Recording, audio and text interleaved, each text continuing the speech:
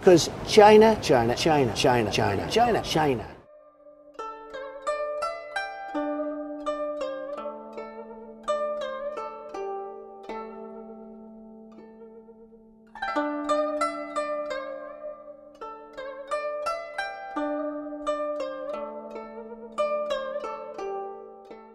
But actually, China's authoritarian government has proven very adept at censoring the internet and other media.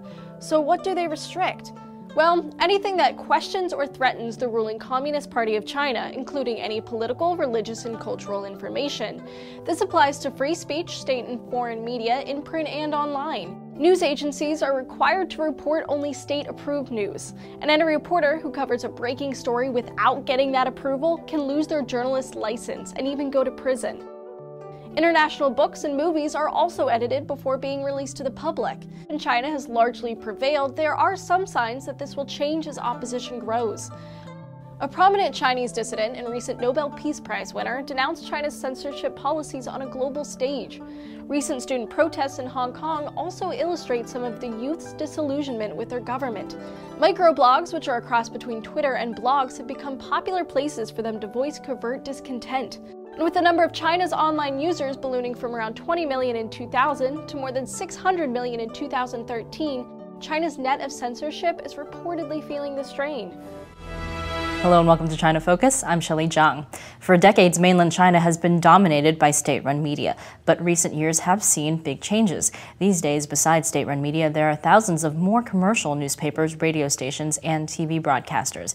And with more than 500 million internet users, China also has an increasingly active online community. So what do all these changes mean for press freedom? And what do they mean for how we in the West are able to learn what's really happening in China? Joining us today is Sarah Cook, the Senior Research Analyst for East Asia at Freedom House. She's one of the authors of the China chapter of the 2013 Freedom of the Press Reports, which was released yesterday and is available on the Freedom House website. Sarah, thanks for joining us. My pleasure. So what have we seen change in the media landscape in China over the last year? I think what we've seen is this increasing changes in the balance of how Chinese people find out about breaking news. So on the one hand, you have more and more people accessing the internet, accessing microblogs whose content is censored, but at the same time people often being able to outpace censors, particularly when it comes to news that's breaking and they actually get there before the state-run media.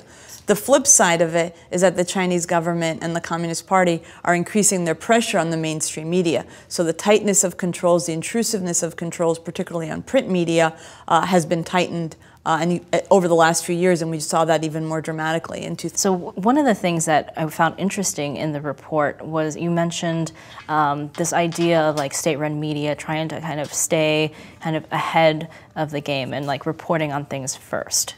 I think a lot of us think of state-run media as being never reporting anything negative, and it used to be that that was the case in China, but as there have been more and more alternative sources of information for Chinese people, state-run media have been forced to report on information that's negative or information they might not like to tell people about. But what they do instead is they try to get ahead of the story, and then the propaganda department and the forces that control the media in China essentially require newspapers, online portals to post the information from primary Chinese state-run news agencies.